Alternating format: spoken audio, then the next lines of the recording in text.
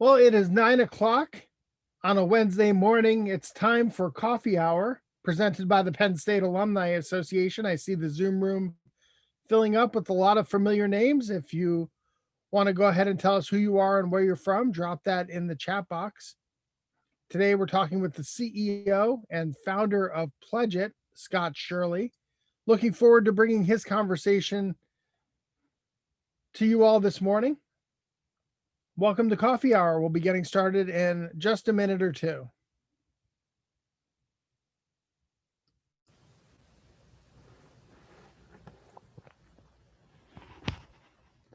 Good morning, Pete from Blandon and Joe from Cunningham. Joni McLean up early in Los Angeles. Good morning, Joan. Matt Rhodes right here in State College. Good to see you this morning. Welcome to Coffee Hour.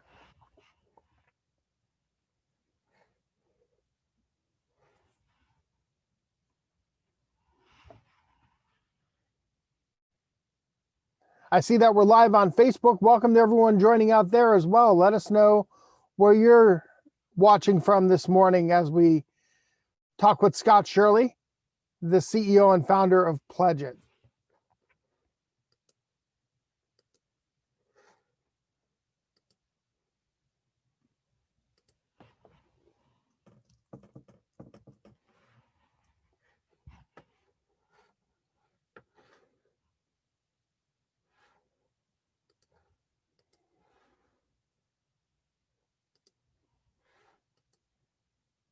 Where else would you rather be than a Zoom full of Penn Staters?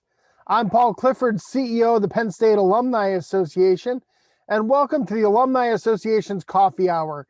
Each week on Coffee Hour, you can expect to hear the voices of Penn Staters talking about what they're passionate about, and you can expect to feel the pride and the power of the Penn State network.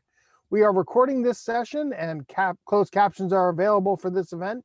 You can find that information in the chat in Zoom or in the comments on Facebook. Before we dive in, I'd like to highlight a special collaboration by some of the colleges and campuses here at Penn State called the Cooking Classic.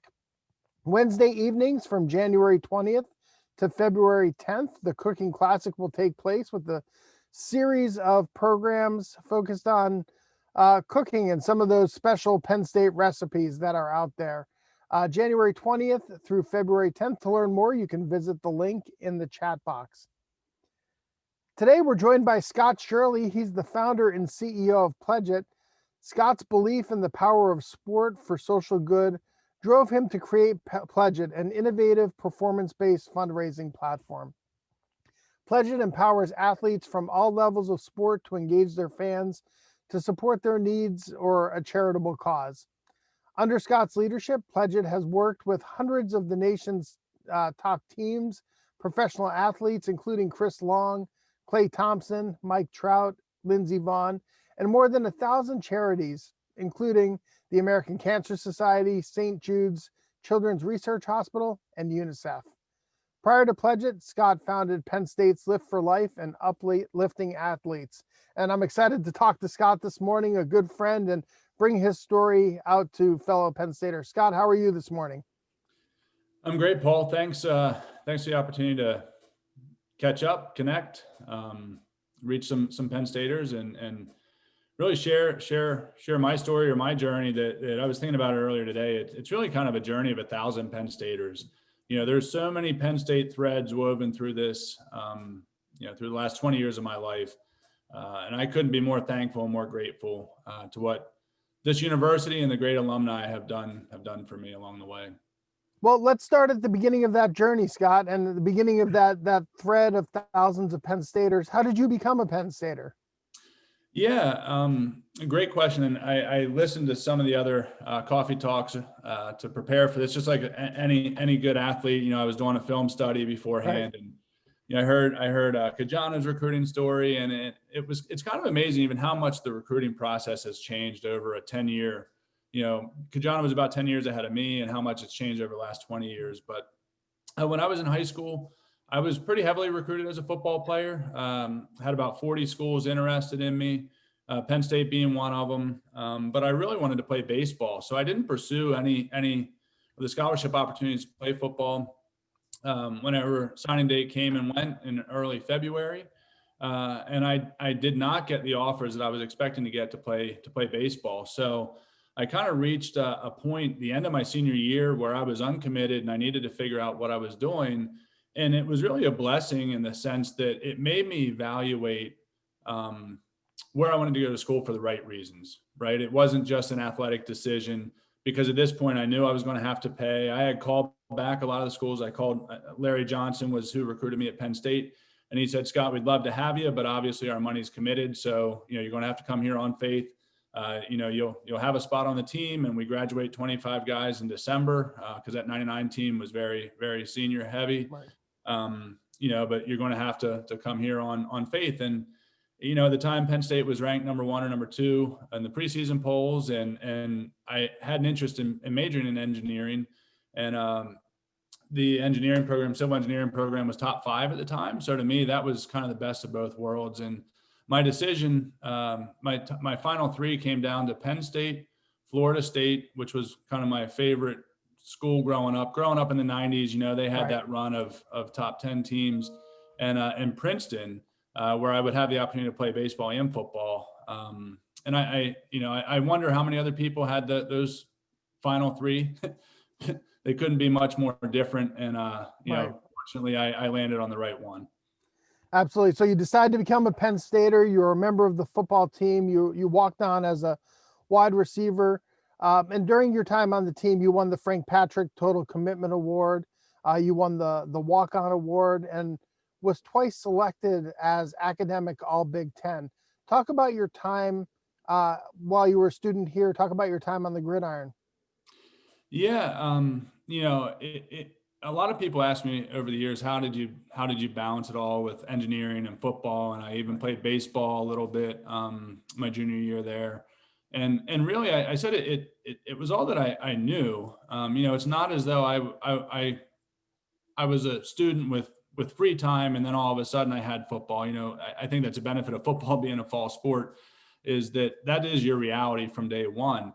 But I would remind myself all the time walking across campus that I'd see guys throwing the football in front of Old Main, and I'd remind myself how lucky I am that I get to go do that with 100 of my friends every day. Then with the benefit of getting to play on Saturdays. So I never really viewed it as a commitment or obligation or work. It was how I chose to use my free time, and I really kind of embraced it as that. And the years that I was there, we had some great seasons. We had some down seasons. And I think you learn as much, whenever your back's against the wall as you do whenever things are going well. And I wouldn't trade it for the world. So you mentioned Coach Larry Johnston, but the head coach at the time we all know was Joe Paterno. Do you have a favorite Coach Paterno story?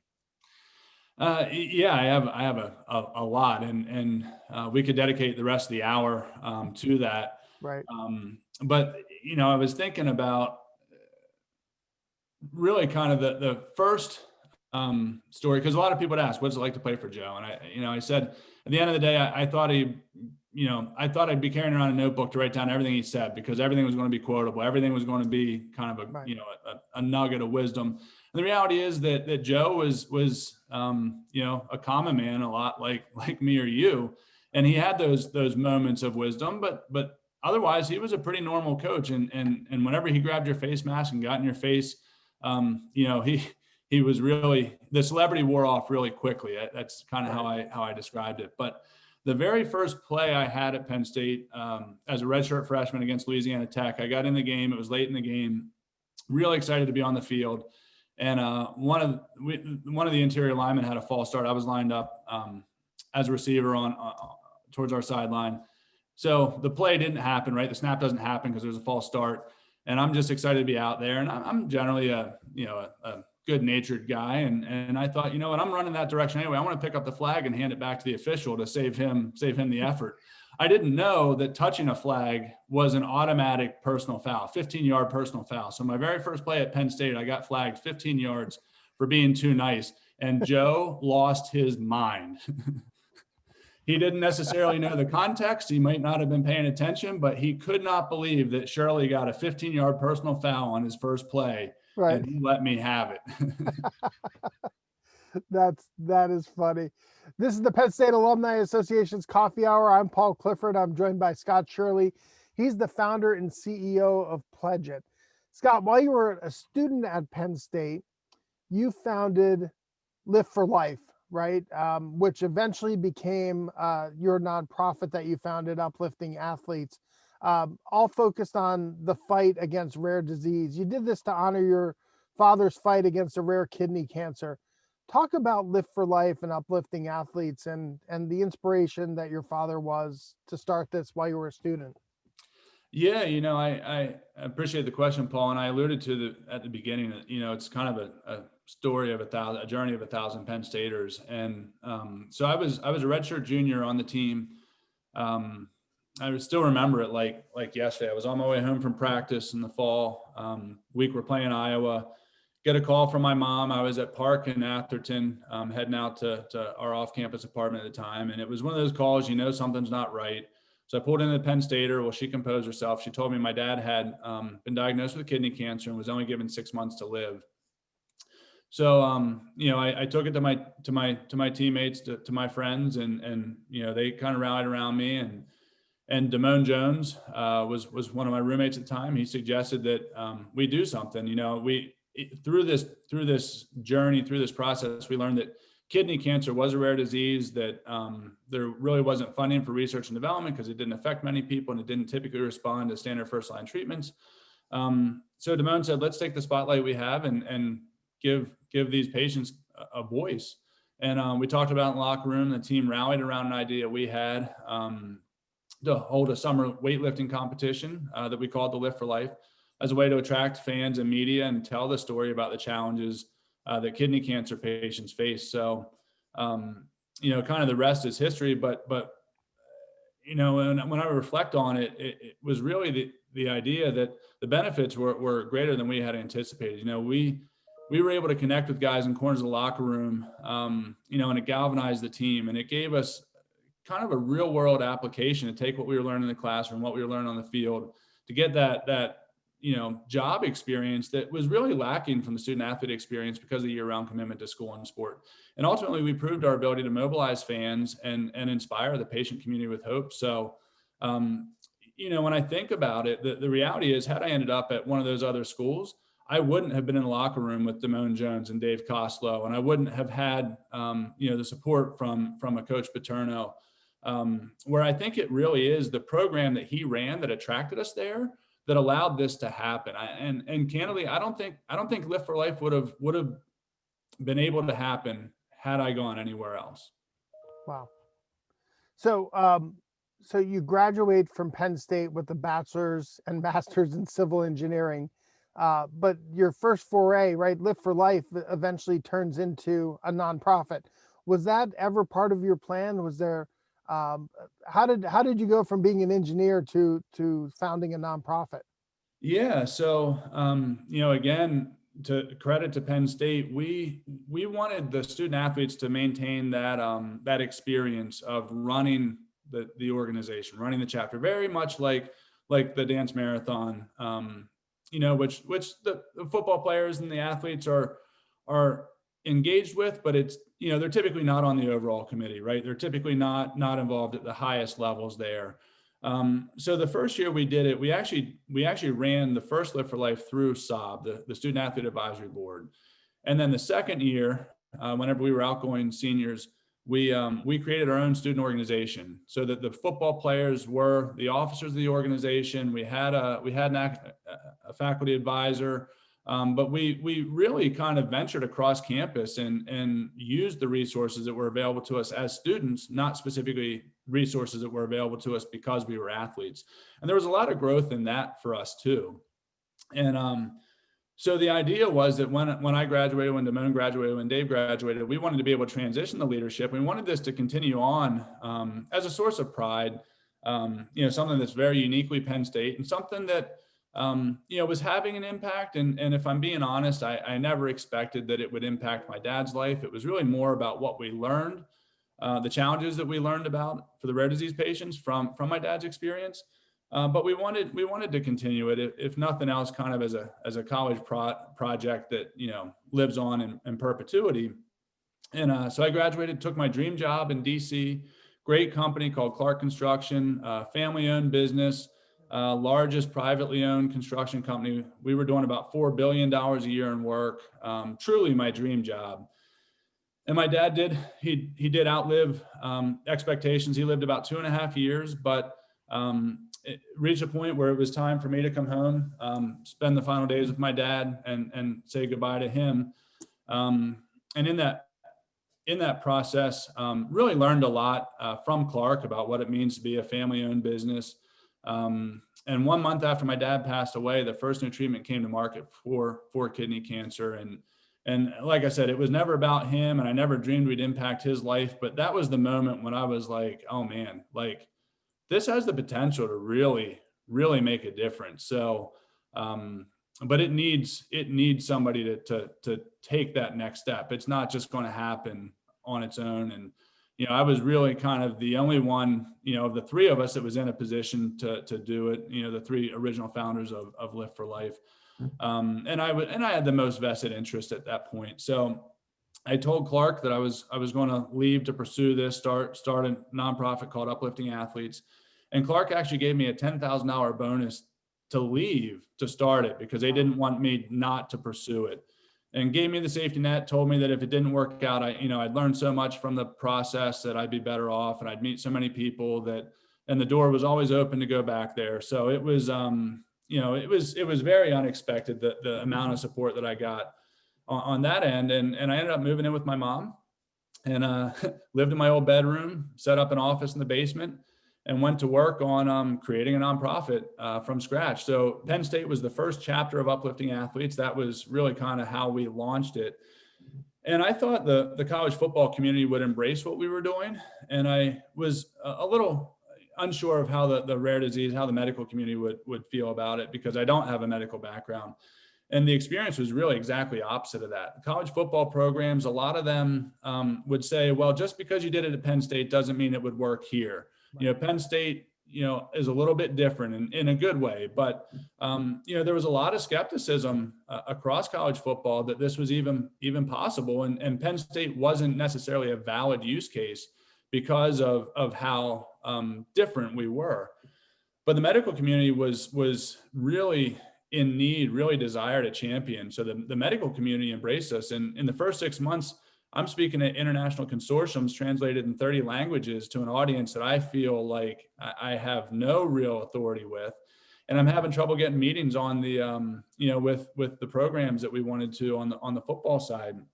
And I really felt like it only took, I just needed a second chapter before we could get this going. And ultimately Colgate University became our second chapter. And that was a little bit of a deviation from the business plan we had written, but the kids were passionate. They understood the cause and they were able to mobilize very quickly, being a small school, able to mobilize very quickly. And then it really kind of took off from there, and we added Maryland and Ohio State next. And within a few years had grown to half the Big Ten, half the ACC, and at least one school in every major conference. And I felt validated in that, though the programs maybe didn't feel that they were capable of it, it really wasn't run by the athletic departments or the football teams. It was finding the kids like me and Damone and Dave that were in the locker room, that were passionate, that needed something to kind of bigger than themselves, bigger than football to pour into. And the student athlete is the common thread across college football, and they're out there. And I said, every team has a handful of really good kids and every team has a handful of knuckleheads. And what determines the character of the team is which of those two groups influences everybody else in between. And this really, Uplifting Athletes gave those teams something for the good kids to really influence everybody else with. And it's been awesome. And since the first Lift for Life in 2003, Uplifting Athletes has had more than a $400 million impact on the rare disease community now. Wow, that's amazing. Scott, walk us through the evolution from Lift for Life to Uplifting Athletes to Pledget. right? How did that come about? Is Yeah. there a through line there? Absolutely, and not surprisingly, it goes through University Park. Okay. So about 6 years ago, at that point, I was running Uplifting Athletes. We had chapters, like I said, all across the country, and 43% of NFL players at that time had gone through the Uplifting Athletes programming on their college campus. And Uplifting Athletes had evolved into really a life skills program, leadership development program. So the guys really felt a deep connection to kind of the core of what we were doing, and it was leveraging the power of sport for social good. But our mission was very specific to rare diseases. So these guys would get to the NFL and they would call me and say, "Hey, Scott, now that I'm in Miami, how can you help me, raise money for the hungry? Or now that I'm in Minnesota, how can you help me, help the homeless?" And my heart wanted to help, but Uplifting Athletes, because of our mission being rare disease focused, I couldn't help them through Uplifting Athletes. I didn't have the bandwidth to help them personally. So a lot of times I would just help connect them with somebody in the community, help connect them to the local homeless shelter or the local food bank. And I was very proud of the fact that these guys wanted to take that next step and use their platform to rally people around something that they were passionate about. And about 6 years ago, Devin Still called and told me that his daughter had just been diagnosed with neuroblastoma. And Devin was a part of the chapter at Penn State. And neuroblastoma is a rare disease, and it was one that we had directly benefited, ironically, through the Colgate chapter. And I felt like, okay, this is a unique situation where I can rationalize this within the mission of Uplifting Athletes, of helping Devin help raise money in honor of Leah, to help other families that were less fortunate than them. And obviously Devin has a great story, and he's a tremendous individual. And I pitched him on the idea of running a SAC cancer campaign because we didn't really have a lot of time to organize something, and felt like if he could focus on family and football, and we could help him raise money by mobilizing the Bengals fans to pledge for every sack that he and his teammates had, that it would be fun and it would be a little bit different, and we could kind of accomplish our shared goals. The only problem was that we couldn't find any platform out there to do that, and we were expecting a pretty big response, so we didn't want to do it just via email or with a spreadsheet or anything like that. So I'll never forget. As this kind of segues into the idea of Pledget, I had a friend, another Penn State friend, Anshay Battier, who ran a creative agency in New York. I called him and said, "Hey, we got to build this website in like 6 weeks to do this. What's something like that cost?" And he said that, to turn around that quickly and for that functionality, we're probably looking at $100,000. And I didn't have $100,000 to spend, so I thought, how can I come up with that? So I actually called John Nattardi, who I knew through Penn State football, and he was a fundraiser. And he said, I got a widget guy you got to talk to. And he gave me a guy's name, John Galani. I called John, cold called John, and it was pretty cool because I really didn't know much about John, and John's very business, very to the point. Right. So I gave him kind of my elevator pitch. I run this charity. I have this idea. He says, "I'll meet you at Panera in Moosic. I'll come down from New York. I'll meet you at Panera." So I put on a suit. I have a laptop. I print a pitch deck, drive to Moosic to meet some guy I've never met and talk to on the phone for 5 minutes. I kind of tell him the whole story. And he says, "I like you. I like the charity. I like this idea. I'm not going to give you the money." I thought, well, why'd you drive me to Moosic to tell me this? And he said, I think this idea has the ability to help anybody raise money for anything. And I love the notion of the power of sport. He said, "So I want to start a new company with you, and I'll invest twice what you're asking for in that new company. If we can make this not rare disease focused, but make it, Devin can use it for rare disease and Uplifting Athletes can use it for rare disease, but we want to make it available to anybody to use." Right. And so that's how Pledget was born. So I drove home from Moosic. My head was spinning. Talked to the Uplifting Athletes board. They released the intellectual property for us to start the new company, and Pledget was born. 6 weeks later, Devin ran his campaign, and 2 days after his campaign launched, Philip Rivers called to say, "Hey, Scott, I saw what you're doing with Devin. Can I use Pledget down here in San Diego for the Ronald McDonald House?" And thankfully, John had the foresight to say, let's separate this so that it can be used. And then Alex Gordon called and said, hey, can I use Pledget at the World Series? Wow. He was with the Royals at the time. And that fall of 14, we ran probably a dozen professional athlete campaigns, all kind of inspired by Devin's story and experience. And that was really kind of the beginning of the future of Pledget. So it sounds like Pledget got a really fast start. I'm always fascinated to hear about the entrepreneurial journey. So how were you able to gain additional funding? How has your business model changed? Kind of the biggest learnings you've had from setbacks, right? Talk to me about the entrepreneurial journey that you've had from day one to now, just 6 years later with Pledget and where you are today. Yeah. And, I've never even really considered myself an entrepreneur. I just have kind of been somebody that just kind of fights through roadblocks and, one of the things Joe always said is take care of the little things, the big things take care of themselves. And, I used to joke that described as offense. It was 3 yards and a cloud of dust, but when all 11 guys did the right thing, you'd have a big play. And, it's just about getting up every day and doing the next thing and doing the next thing and doing it the right way and doing it with conviction and doing it for the right reasons. And, so we get through that fall, we run, like I said, a dozen pro athlete campaigns. And that really, Devin's campaign was effectively our prototype. And whenever Philip called, we just copied it and Philip ran it. And then Alex, and we copied it and Alex ran it. But it wasn't a scalable software as a service. We didn't have time to build it as a platform. But it really kind of validated that there was a market for it. So we raised some seed money, angel money, very Penn State heavy with the private investors that invested in it. But the idea was that we were going to make a scalable software as a services platform that we could make publicly available, that was do it yourself. So it was really kind of a GoFundMe for sports.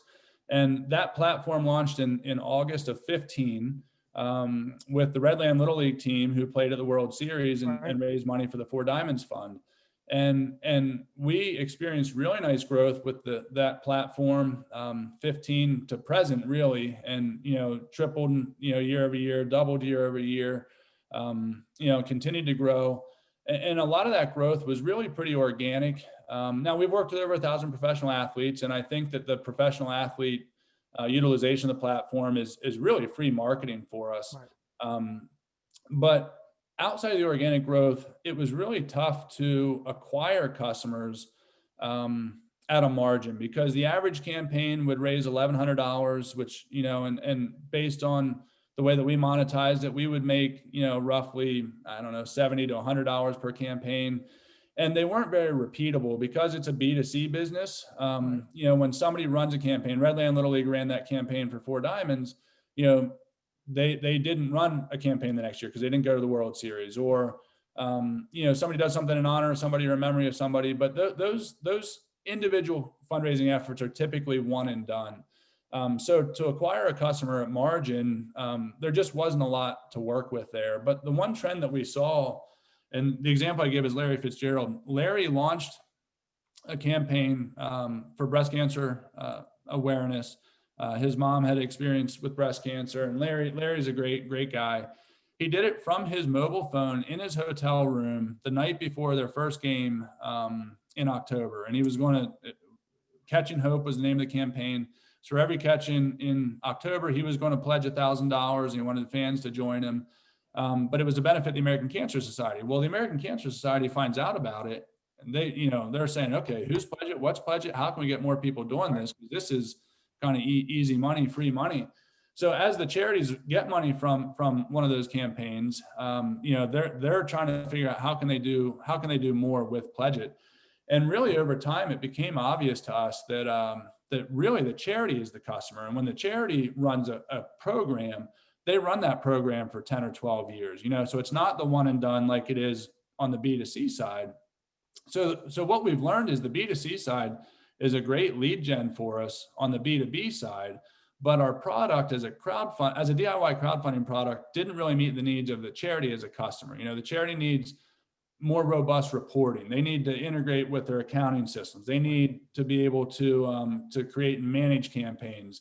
at scale, where really up until 6 months ago, we gave them the ability to run a group of crowdfunding campaigns, but we didn't create what the industry knows as a peer-to-peer platform for them. So, ironically, our timing couldn't have been better with the pandemic. So we entered 2020 with really a strategic shift to focus our development efforts on building a peer-to-peer platform with the idea that the charity or the organization can be the customer. And 3 months into the year, we're about halfway through the development of the first release, and the pandemic happens. And then, we had a spike in business because a lot of people wanted to respond. Octagon Agency reached out and said they had about 500 athletes that wanted to do something to help. We called it Athletes for Relief. A lot of really neat individual efforts, but we had a spike in activity, a big spike in activity on the B2C side. And then it tailed off, over the summer, and then especially into the fall, as the shelter in place kind of was reinstated in a lot of places, and sports, especially the youth sports, there's a lot of unknown and uncertainty around them into the fall. But in July, we had launched this peer-to-peer platform, and the reality is the charities still needed money, and the charities were looking for ways to pivot traditional events into hybrid or virtual events.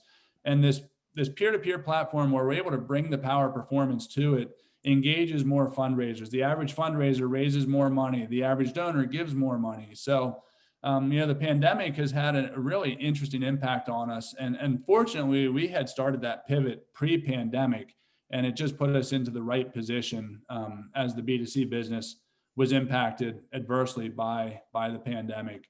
It put us in position to really meet the needs of the charity at a time of greatest need.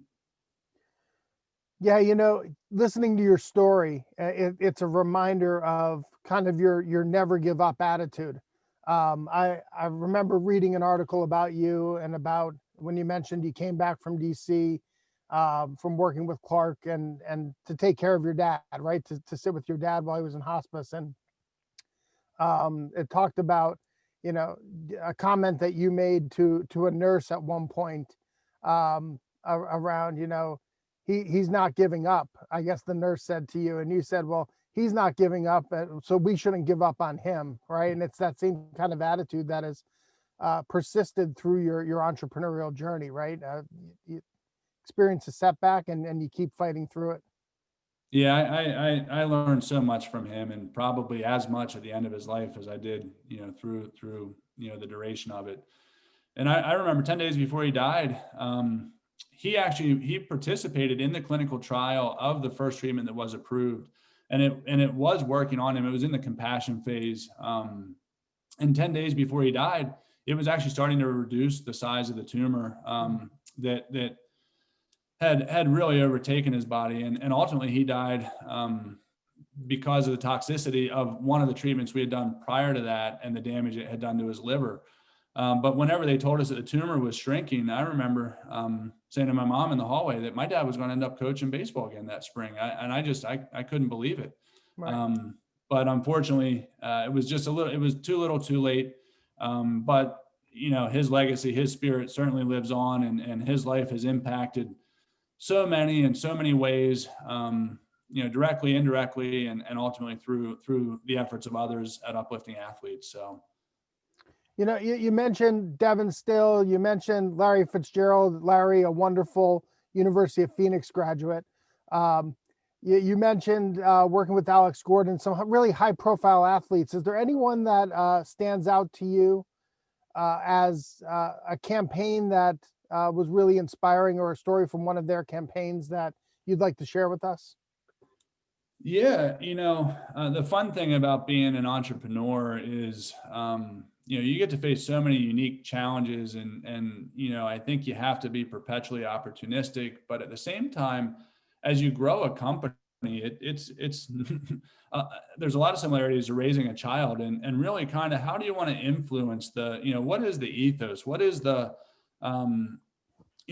what is our role as a social arbiter? And it was in 2017 when there was the tragedy in Charlottesville where there were violent protests and someone lost their life. And And we saw a lot of things that were fairly divisive on the platform, and trying to figure out, respecting free speech. And I remember sitting down in a meeting with our company. There were about 8 of us at the time.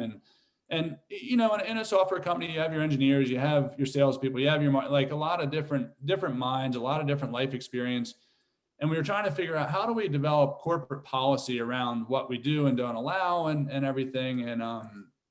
And somebody said, well, let's just draw a line. Let's say if it's illegal, we don't allow it. It seems like a pretty obvious one, right? Right. And then somebody says, well, are we talking local, state, or federal? Because there's things like, marijuana usage that's not illegal in Colorado. So if, and it showed me the complexity and the gravity and the unintended consequences that decisions that you make have. But in the context of all that, Chris Long launched a campaign called Pledge 10 for educational equality. And I loved his approach to it, of not necessarily, it was in response to the tragedy at Charlottesville, but it wasn't picking a side. It was saying, how can we systemically start to make progress in a way that these things are not part of our future? And he launched a campaign, Pledge 10 for educational equality. He pledged his game check every week to the campaign. Went on and raised another $1.5 million from fans, and really, really cool experience. And kind of a long story, but I got to travel to the Super Bowl with the Philadelphia Eagles, and they obviously won that game. And afterwards, I was with the players and the families at the NFL's kind of post game celebration, and Chris was there, and I went up, and at that point, Zach Ertz had run a campaign, Malcolm Jenkins had run a campaign, I felt Caleb Sturgis had run a campaign. So we had worked with about 10% of the Eagles at that point. And Chris was there, and I went up and introduced myself to Chris. And I said, hey, Chris, congratulations on the Super Bowl. It's awesome for the city, whatever. My name's Scott Shirley. I'm the founder of Pledget. Just wanted to say hi, and, great work this season. He looked at me, and his eyes got real wide and real intense. And he said, get out of here. You mean to tell me I'm meeting the founder of Pledget right now? You have no idea what you did for me this season. And, it was just such a cool moment that at the height, pinnacle of his career, he had just won his second Super Bowl, first Super Bowl for Philadelphia. It was near the end of his career. And he was blown away by the fact that he was meeting me because of what our product, our team was able to do for him during the season to respond to something that he was really passionate about. And the one thing about this whole journey that I really underestimated, I was fortunate enough to have people rally around me and my cause with rare diseases at Uplifting Athletes. And I didn't expect that anything would ever take me away from that. I kind of figured that was my calling, and that was going to be my career for the rest of my professional life. But transitioning to Pledget and getting to be cause agnostic and giving people the tools and empowering them to rally the community around them and something that they're passionate about, I get to wake up every day and I check my phone to see what happened while I was sleeping last night to impact the world. Bismack Biyombo, when he was a sixth man with the Raptors, he launched a campaign to use his rebounds to rebuild a school in the Eastern Congo. And, I didn't even know who Bismack was. He didn't interact with me or anybody on our team. And it happened while I was asleep. And he raised $43,000 to rebuild a school with the rebounds that he had, in the game that weekend. And it's just, that's such an amazing cause that I personally was not even aware of the devastation in the Eastern Congo. And I was not doing anything personally to help it, but we've created a tool that's infinitely scalable for people to be able to help, whatever causes they're passionate about, and now help the causes help themselves, which is really, I think, kind of the full circle part of this story. It sounds like your passion is to help others pursue their passion. Yeah. Yeah. Yeah, very, very incredibly fulfilling. And I was fortunate enough to know what it's like to have others rally around me. So helping others rally their community around them is awesome. This is the Penn State Alumni Association's Coffee Hour. I'm Paul Clifford. I'm joined by the CEO and founder of Pledget, Scott Shirley. Scott, you've been recognized numerous times by Penn State. You're an Alumni Achievement Award recipient. You were the Grand Marshal of the Homecoming Parade. Talk about what those recognitions from your alma mater mean to you. I mean, it's humbling, and it's a privilege every time I get to serve, our alma mater. and each of those experiences were pretty unique. And I'd be remiss to say that, I have the privilege of serving on Alumni Council as well. Right.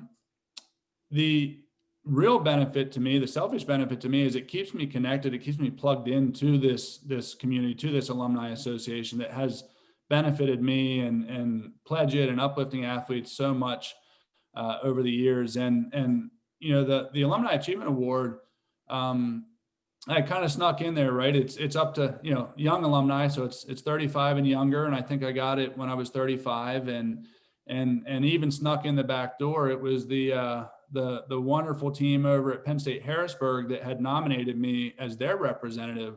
Though I didn't attend that campus, as part of the community, and I've guest lectured there and done a lot there.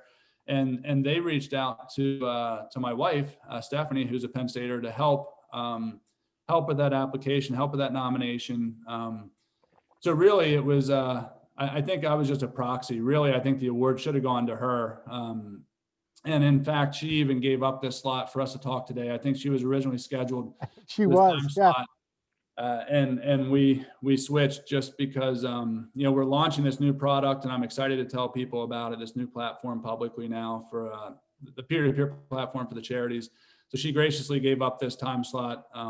But I know she's excited to talk with you too. And, again, the Grand Marshal, I got to ride in the car. I've never participated in a homecoming parade or anything like that. And she got to sit with me, and our boys got to dance with Sue Paterno. And I mean, it was just a very Penn State experience through and through, and something that was great to share with the family, but great to reconnect. And to kind of circle back on your question about kind of the entrepreneurial story, getting to share my story at the Alumni Achievement Awards actually led to one of our biggest investments. As we typically do funding rounds every two to 3 years.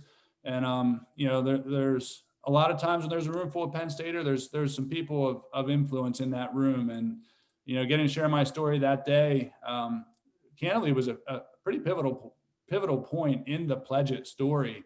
And it was really just, kind of back to the mantra of take care of the little things, the big things take care of themselves.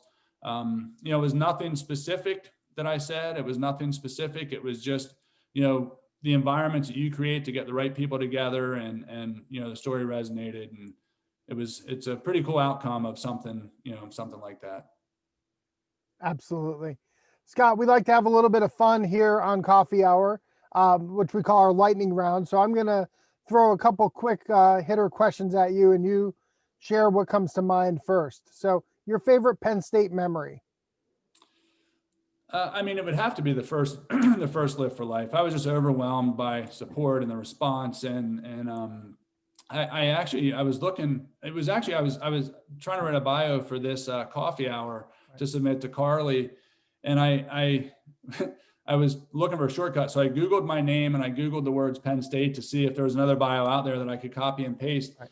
And the very first article about the very first Lift for Life showed up in the search results, and it was written by Mark Brennan. I still remember when he interviewed me after the blue and white game, and he said, "I heard you guys are thinking about doing this thing," and we weren't committed to it at that point. It was a couple of college kids talking about an idea, and I was excited about it. And I told him, "Yeah, we're thinking about this, we're thinking about that." Well, it showed up in print the next day. It was the cover story after the 2003. After the 2003 blue-white game.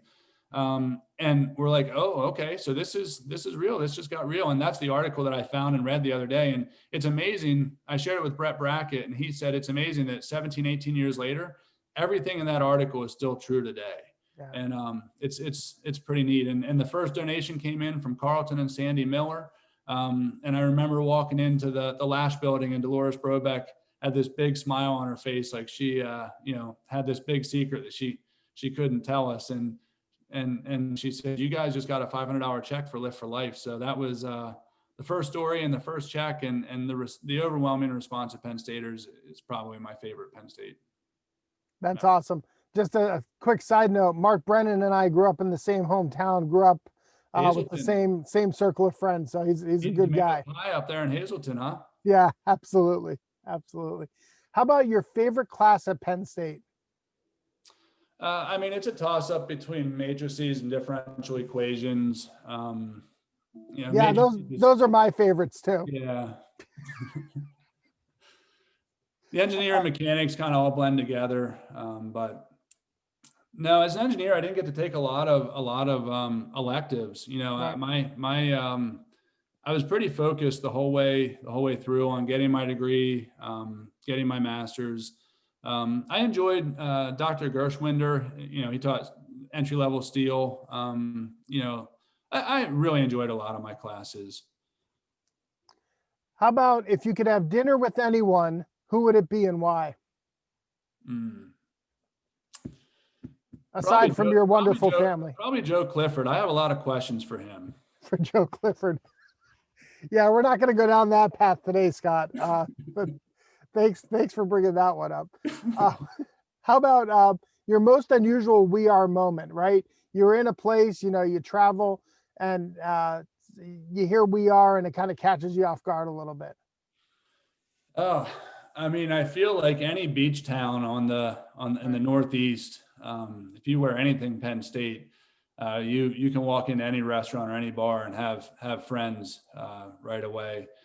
I've been caught off guard by it though quite a few times, and I don't respond as quickly as they may have liked, and then they challenge me on if I'm really a Penn Stater or if I understand what it means to be a Penn Stater. And it's a good conversation starter whenever you look at somebody confused when they just scream "We are" in your face at an airport in St. Louis or something like that.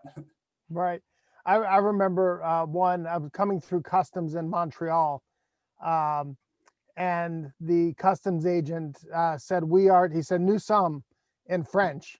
So that's yeah. You never know which angle you're going to get it from. So, besides football, your favorite Penn State sport?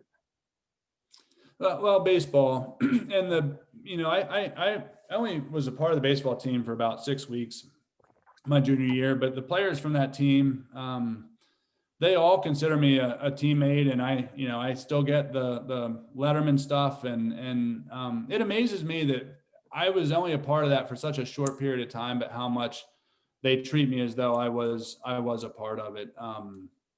And the baseball team, there were a lot of great players there, and even when I was in DC, I got to see some of those guys, and they've all gone on to do great things. And kind of a little known fact, I played on the club baseball team after my 5th year of football. Right. And, you go from varsity football where, you're flying on a, charter, and playing club baseball where you're carpooling to Right. the JMU, and you're sleeping 4 to a room and there's only 2 beds. And I was a 5th year rookie, so I had to do the team's laundry. And I got so much out of that experience too, and so many really good friendships, and those guys really helped a lot along the way. And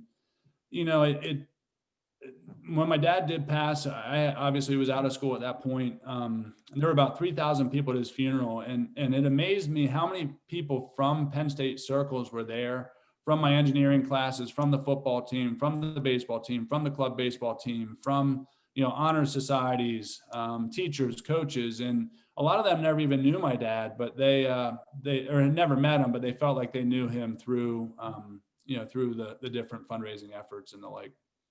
Well, look, I think that's a testament to who you are and all the good things that you've done to help people all along the way, and it's a testament to our community. I mean, that story I know touched you, but doesn't surprise me, because that's quintessential Penn State. Is when someone in our community is down, we rise up to support them. So, hey, I see Sean Hinkle just said worst grade ever in my 4 years in that class. Funny story about my worst grade ever.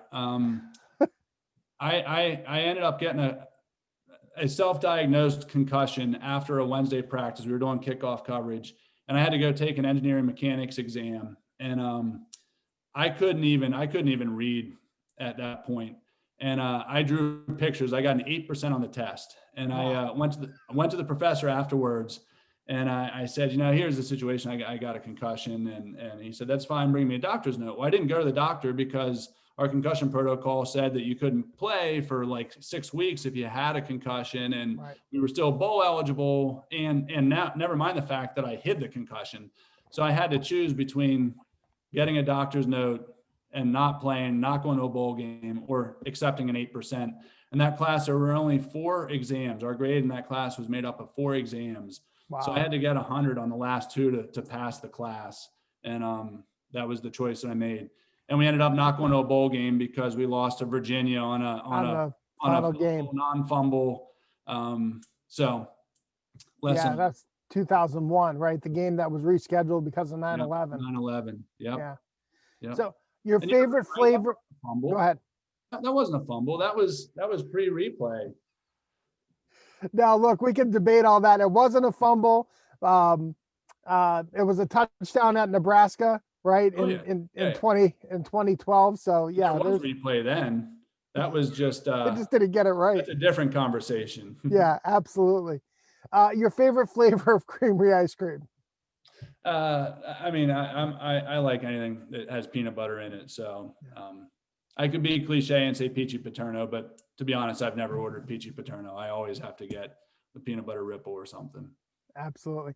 Scott, if people want to know more information about Pledget, where can they go to find more about your company? Yeah, you can go to pledget.org. And right now, today, the website's pretty focused still on that B2C, the DIY product. But as I mentioned, in the next week here, we're doing a public launch after a very successful beta launch of our new peer-to-peer platform. So if you're involved with a charity, or you know of a charity event, or you're on a board, or you participate, anything that's a multi-participant event, we're bringing the power performance to that for the charity. It's a great way, charities that have had 5Ks canceled or century rides or anything like that. It's a great way to pivot to a hybrid or a virtual model where, for context, Uplifting Athletes had all of their Lift for Life events canceled over the summer. And it really jeopardized the future of Uplifting Athletes because so much of their revenue is based on that. And they wanted to create some type of a fitness event, but they've never run a 5K and there's social distancing and all that. So they ran the first program on the new platform, the new Pledget peer-to-peer platform. And it was a 7,000-mile challenge. They created community around the idea of anybody can participate from anywhere. Right. It's not just running a 5K in your backyard. It's running as many miles as you can to contribute to the overall total and collecting pledges for those miles. And, the really neat thing about that is it creates community and it creates motivation and it gets the donors emotionally invested. But the outcome is incredible because typically in those run walk events, the Beaver Stadium family run, typically 80% of people don't raise money. They pay the registration fee and then you have 80% of $0 fundraisers. Ours is almost opposite of that. People that are running these events, these peer-to-peer events on Pledget now, about 65% of the participants actually raise money above and beyond their registration fee. So it really is kind of our secret sauce. It's the power performance that was inspired by Devin's story and has been used by thousands of professional athletes and tens of thousands of teams and athletes over the last 5 years that we're now putting that power in the hands of the charities. And I'm super excited about it. Well, Scott, our alma mater says, may our lives swell thy fame. And your life is certainly doing that. And you're certainly helping others. The work that you're doing is bringing fame to Penn State. And for that, we're truly grateful. Make sure you get a chance to read through some of the comments in the chat box there, because there's a lot of great shout outs to you for the great work that you're doing. I want to thank you for joining me this morning on Coffee Hour. I want to thank our guests. If you're a part of the Alumni Association and a member of the Alumni Association, thank you for your support. If you're not a member, what are you waiting for? Go out to our website today at alumni.psu.edu, and you too can become a member of the world's largest alumni association. Thank you for all you do for the university, for the glory, and for the future. We are Penn State.